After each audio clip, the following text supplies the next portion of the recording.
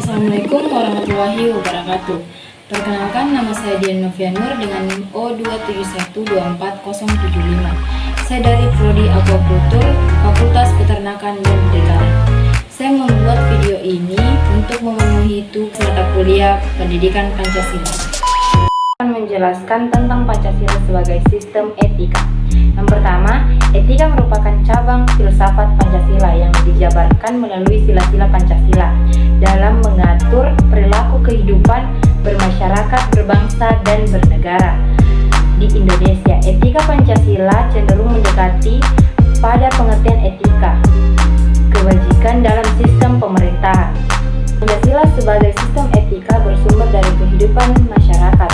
Berbagai etika di Indonesia. Selain itu, Pancasila sebagai sistem etika terdapat dalam norma dasar atau Grundnorm yang digunakan sebagai pedoman penyusun peraturan.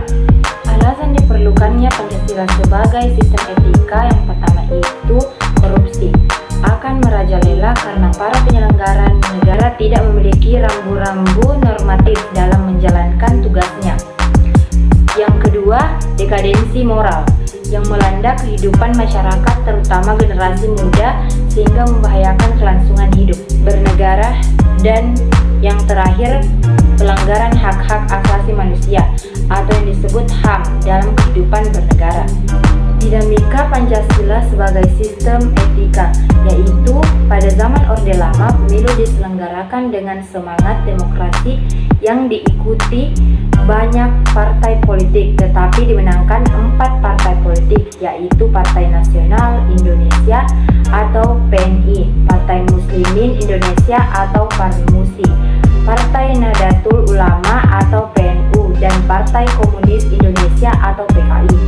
Tidak dapat dikatakan bahwa pemerintahan di zaman Orde Lama mengikuti sistem etika Pancasila.